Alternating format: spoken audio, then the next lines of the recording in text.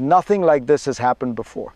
Not in scale, not in speed, not in how quietly it happened. On July 4, while fireworks filled the sky, Donald Trump signed a bill that pushed U.S. defense spending past $1 trillion. $1 trillion in a single year. No long debate, no classic Pentagon budget fight, no slow grind of Congress. Just money, fast, massive, and aimed straight at the future of war. Missile shields over the homeland, autonomous weapons, AI-driven systems, new nuclear forces, space as a battlefield. On the surface, it feels like power, like confidence, like America saying, we are back. But here's the question most people are not asking, and it matters more than the number itself. Is this real strength, or is it a surge without a spine? Because power is not measured by how much you spend in one moment. It is measured by what still works years later. When the headlines fade, when the emergency money disappears, if you are watching this, you deserve to know what this trillion-dollar decision actually sets in motion and what it quietly puts at risk. Stay with me. Because to understand this moment, we have to look past the money and straight into the system behind it. The real story is not the size of the check. It is where the money comes from. This defense surge does not flow through the normal Pentagon budget.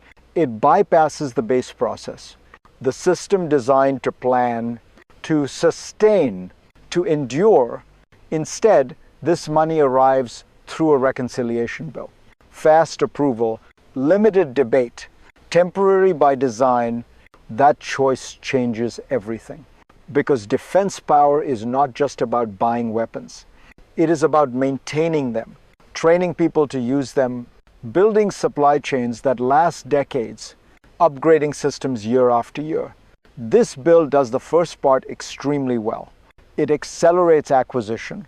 It fills gaps. It pushes emerging technologies out of labs and into the field. But it avoids the hardest question: what happens after? The Department of Defense can spend this money until 2029. After that, the clock runs out. Unless these programs enter the base budget, they risk freezing in place. And that creates a dangerous gap between speed and staying power. To see why this matters, we have to look at what the money is actually buying. To understand this surge, we have to step back, away from politics, away from personalities, and into history. American defense spending has always moved in cycles. War, shock, expansion, then contraction. After World War II, after Vietnam, after the Cold War, after Iraq and Afghanistan, each time money surged, each time systems were rushed, and each time sustainment became the real test. What makes this moment different is why the cycle is turning again. The wars in Ukraine, Israel, and the Middle East changed the math. They proved something uncomfortable. Precision weapons run out. Cheap drones overwhelm expensive defenses. Industrial capacity matters as much as strategy. At the same time, arms control is eroding. New START expires in 2026. China is expanding its nuclear forces. Space is no longer a sanctuary. So Congress responds the fastest way it knows how, by spending big. Now, this bill is not about tomorrow's conflict. It is about catching up with today's reality. But history warns us, when money arrives faster than systems can absorb it, mistakes follow. And that leads us to the first real stress test. The moment where ambition meets reality. Then comes the first rupture. The moment where intention collides with execution. Half of this defense surge flows into just 3 areas: shipbuilding, munitions and supply chains, air and missile defense. On paper, this makes perfect sense. The US Navy is short on ships. Stockpiles are dangerously low. Missile defense is suddenly not theoretical but urgent. $12.8 billion goes to the Golden Dome. a homeland missile shield. Bold, symbolic, politically powerful. Billions more rush into factories, into production lines, into the idea that speed can be bought. And for the first time in years, the Pentagon is told, don't optimize, don't delay, just build. But here is the tension. Shipyards take decades to mature. Supply chains do not expand overnight. Skilled labor cannot be summoned by legislation. So this money creates motion, but also friction. If you care about where American power actually breaks or bends, this is the first place to watch, because early success can hide long-term weakness. Pause for a moment. If this matters to you, stay with me. Because what looks like momentum on the surface is only the beginning. And beneath it, something deeper is forming. This is where the story turns inward, away from budgets, away from headlines, and into the machinery of modern power. Because the most important part of this bill is not what it buys, it is how it tries to change the system. Tens of billions flow into emerging capabilities, artificial intelligence, autonomy, directed energy, quantum research, 5G, and 6G networks. Not as experiments, but as deployable tools. There is money for counter-drone systems, for autonomous underwater vehicles, for low-cost, mass-produced weapons designed to overwhelm, not impress. This is the Pentagon learning a hard lesson. Wars are no longer won by exquisite platforms alone. They are won by scale, by speed, by systems that can be replaced faster than they are destroyed. So Congress adds flexibility, $2 billion, as a wedge. Money the military can redirect without waiting for permission. An attempt to outrun bureaucracy. But here is the hidden mechanism. Innovation does not fail because of ideas. It fails because of integration. New systems must talk to old ones. Commercial tech must survive military culture. Rapid prototypes must become reliable tools. This bill accelerates the front end, but it leaves the back end exposed. And that sets up the second moment of crisis. Not on the battlefield. Inside the system itself, the second crisis is quieter, but more dangerous, because this time the risk is not failure. It is partial success. Billions are now chasing precise mass.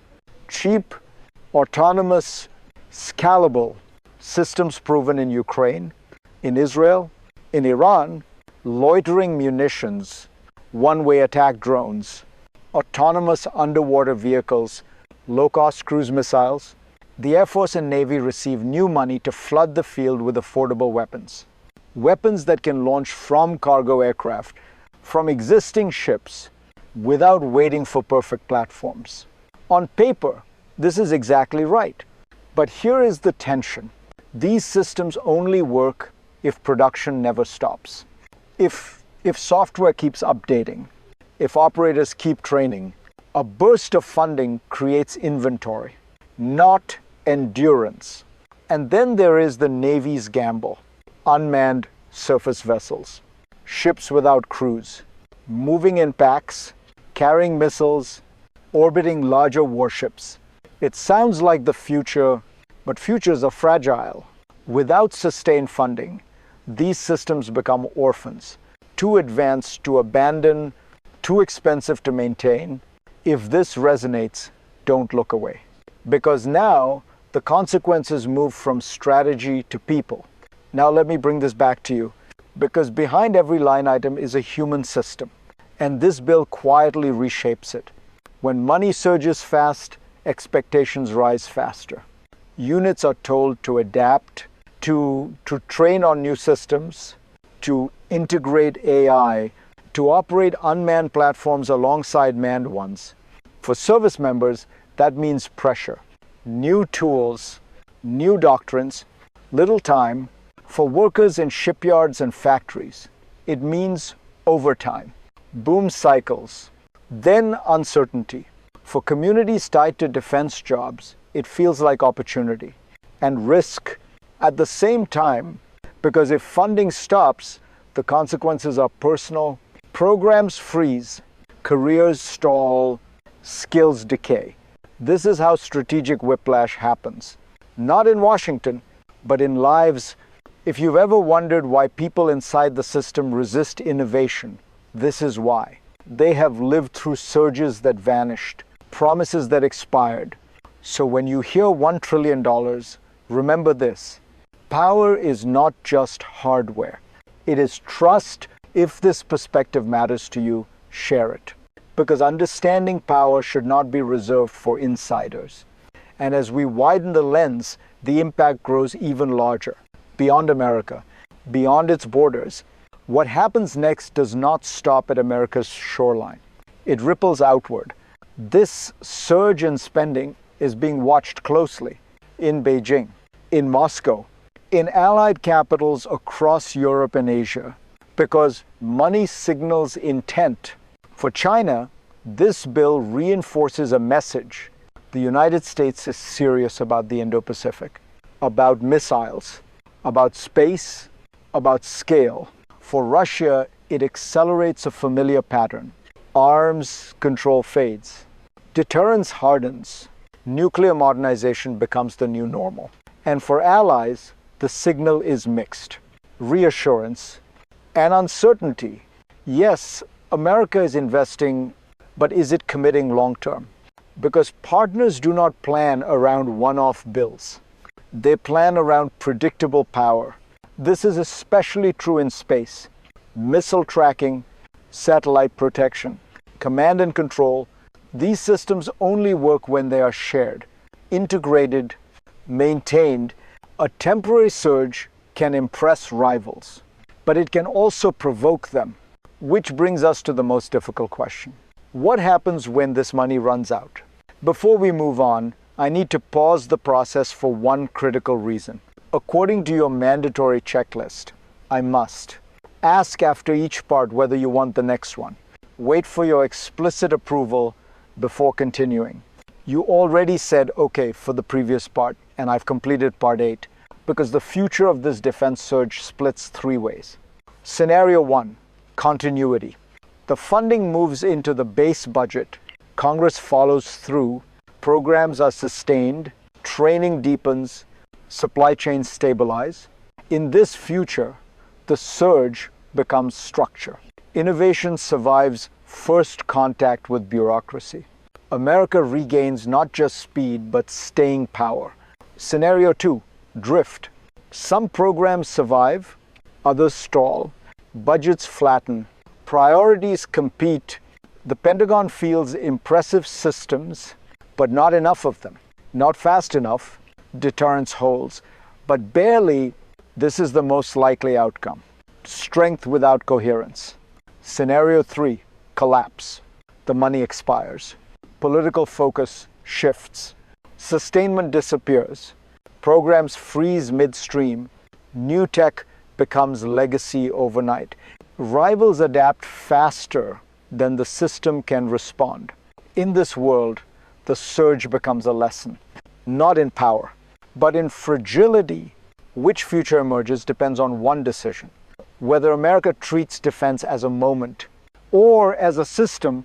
And that brings us to the end and the real insight, but it cannot buy continuity. This bill shows America still knows how to move fast, how to respond to danger, how to surge when reality intrudes. What it does not yet show is whether the system can hold. Real power is boring. It is budgets that repeat, factories that stay open, programs that survive leadership changes. Without that, even the most advanced weapons become artifacts of a moment. So here is the real takeaway. This was not a defense strategy. It was a stress test of Congress, of the Pentagon, of whether innovation can be made permanent. If this surge becomes the base, it reshapes the century. If it fades, it becomes another cycle, another lesson learned too late. If you want to understand where this goes next, stay here, because the next chapter is already being written quietly. Inside budget rooms, inside supply chains, inside systems that decide whether power endures. Subscribe, share this, and keep asking the hard questions, because in the end, strength is not declared. It is sustained